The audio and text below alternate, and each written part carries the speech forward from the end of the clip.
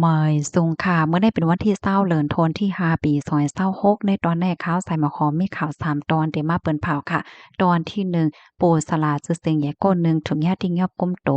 ข่าวเที่ยงโหหนึ่งค่ะแห่งการยานเมืองกอมีหลวงกำยันป้ายมักมีดีในเว้งเกียงใหม่อยู่ข่าวเที่ยงโหหนึ่งเย่เงินหลายตีค่ะแต่ปลดออกผู้รับการเหี่ยวก็เอาเอไอในมาแต้นตางในออนตั้งเปิ้นได้ก็เข้ามาถ่อมด้วยข่าวโหในค่ะ เมื่อวันที่19เดือนธันวาคมที่5ปี2026ได้มีข่าวง่าออกมาว่าผมมีปนพรหลายปาหลายฝ่ายไล่โฮมกันเสียก็เข้าติ้งยอบก้มโตโปสลาแกวดแกกามซื่อเสียงใหญ่อายุไล่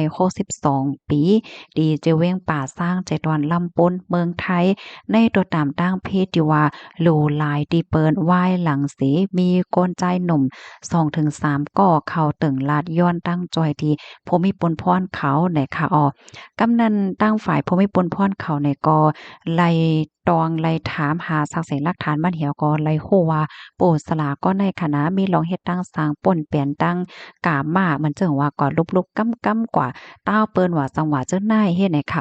เพราะว่าภูมิพลพรเขาเก็บหอมตอมสู้สักเสนหลักฐานมันเหี่ยวในก็จังไล่วางแผนเสียก็มาติงยับกุมโตในปอกกำในว่าไหนค่ะไหว้หลังเสถุงยาติงยับกุมโตย่อภูมิพลพรเขาก็ไล่เอาตัวโปสลาในส่งกว่าที่โฮงปลิ ป่าสร้างเสเดต้องทำไล่โหยาวยามมันเหี่ยวก็เดปันโตตามกว่าจำหนักปักเปิงบายมีวานเมืองมีไล่หัวโปสลาได้เดก็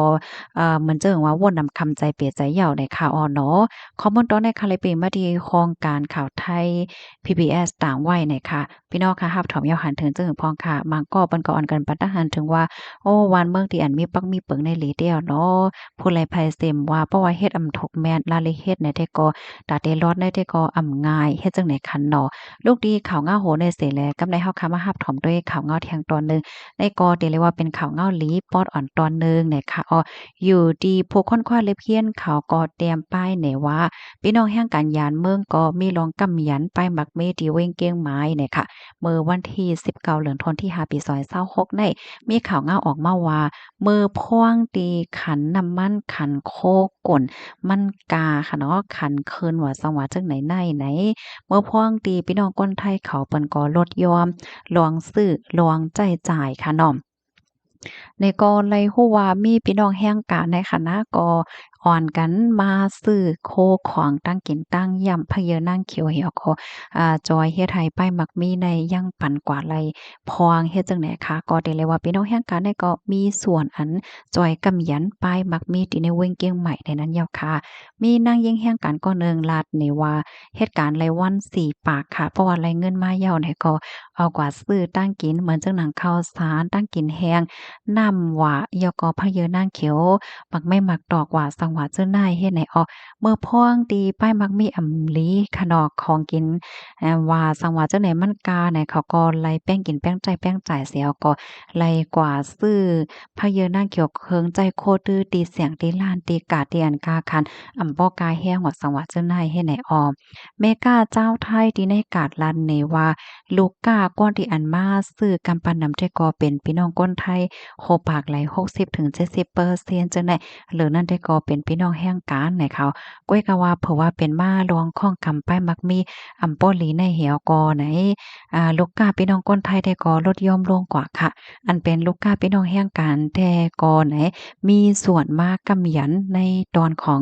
ร้านค้าเล็กๆได้ให้พอจังไลขายว่าสังว่าเจ้านายเฮ็ดให้นั่นน่ะเนาะมาซื้อตั้งกินตั้งหยังจังหนังที่เฮาฮู้กันค่ะเนาะเพราะว่าเป็นพี่น้องคนไทยเขาแล เมื่อพวงตีป้ายมักมีมป้อหลีแหน่เปิ้นก็พกพะเยอนางเขียวที่หอที่เฮือนกินว่าสังว่าเฮ็ดให้มันก็หำจางน่ะเนาะตอนดาพี่น้องแห่งการได้ก็จึงว่าค่ะนะบ่ได้เป็นพะเยอนางเขียวหมองหมากคาโคหมากพิษหมากเกือกัวสำแสนเปิงเลยซื้อหมดเนาะย้อนว่ามันมีที่พกมันให้แหน่เนาะ ตั้งฝ่ายผู้ค้นคว้าและเพียนเขาได้ก่อปันตั้งหันถึงว่าเพชรซ้ำว่าพี่น้องแห่งการยานเมืองได้มีส่วนกำยันปายมักมีว่าในเซตาก้อยกะว่าเปิงอันมีไว้ตอนตาจอยเทียมบันพี่น้องแห่งการว่าสังว่าจังได๋ได้ก็หันถึงว่ามันอำไปป้อมีน้ำนั่นขนาดเนาะตั้งฝ่ายหลวงพองจึงก็กึ่งดีเลยมีเปิงอันจอยต้อยหลอมพันพี่น้องแห่งการเมื่อทบตั้งหยับเพิดว่าสังว่าจังได๋อยู่โยเฮ็ดไหนคะอ้อ ไล่ฮู้ว่า อยู่ดีศูนย์อาเซียนศึกษาจั่นจอมเกี้ยงใหม่คะนอลาดว่าแห่งการยานเมืองในเมืองไทยอันถกแม่นจำหนักปักเปิงหมายมีในมีอยู่หมอก4ล้านก่อและอันถกแม่นปักเปิงหมายมีในมีอยู่หมอก6ล้านก่อว่าไหนคะข้อมูลตอนในคาลิปีมาที่ห้องการข่าวไทย PBS ต่างไว้นะคะลูกดีข่าวเงาโหในสีแลกำในเฮาคำมาหับถมด้วยข่าวเที่ยงโหนึงในกอที่เรียกว่าเป็นข่าวเงาดีอันลีตกอกตกใจอยู่ค่ะเนาะป่านเย่เงินหางเฮียนติปลดออกโพหับการตั้งนำตั้งหลายค่ะเมื่อวันที่19เดือนธันวาคมที่5ปี2026ได้มีข่าวเงาออกมาว่าป่านเย่เงินอันใหญ่ที่สุดในกลุ่มยุโรปค่ะหางเฮียนติปลดออกโพหับการโปรแกรมใหญ่นำถึง20,000ก่อจึงไหนลูกกวาดยาวในค่ะเย่เงิน HSBC Holding ค่ะเป็นเย่เงินดีอันใหญ่ที่สุดตั้งปอตอนกลยุโรปค่ะเลยออกมาเปิ้นเผาลาดว่ามีรองหางแฮนปลดผู้หับการปอกกำใหญ่นำถึง10%ค่ะนั่นก็มันมีติป้องความหมายว่าได้มีคนเหตุการณ์ในป่านแย่งเงินได้นำถึง20,000ก่อจังไหนค่ะออจางถึงยาปลดออกการไหนค่ะตั้งฝ่าย Bloomberg Intelligence ค่ะอันนี้ก็เป็นฝ่ายค้นคว้าเรียบเรียนค่ะเนาะเขาเนี่ยก็ลาดว่าภายใน3-5ปีตั้งนั้นในคณะก้นเหตุการณ์อันอยู่ในป่านเย่เงินเกี่ยวกับเรื่องการเงินอธิการเปิงลงมันป่านเย่เงินอันเป็นปกติกาจังไหนในคณะเดจางถูกย่าปลดออกการได้สูงถึง200,000ก็จังไหนลูกกวานยาวเฮ็ดจังไหนคะนะเดเลยว่านำแห้งแต่ในย้อนก็เปิ้งหังแล้วมันเป็นจังนั้นแหนมันเป็นปาน AI อันว่านั่นยาวเลยค่ะตั้งฝ่ายปอเลี้ยงล่าป้านเขาเจ้าของคอมพานีเขาและจังไหนในเปิ้นก็ได้เข้าใจเอาเทคโนโลยี AI ในมาเฮ็ดการแตนต่างอันว่านั่นยาวค่ะข้อมูลตอนในคาลิปีว่าที่ห้องการข่าวปี Times ต่างไว้นะคะ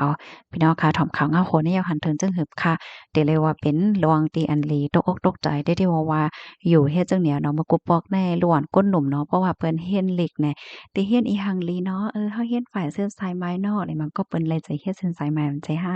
เพราะว่าเฮ็ดยามมันแต่เลยหาการง่ายกว่าเหตุการณ์ที่ในป่านว่าในมากุปอกแน่ก้นที่อันเหตุการณ์ในป่านี่เปิ้นคอยเนาะเหตุการณ์อยู่ในห้องแอร์แก๊ดๆอันเฮ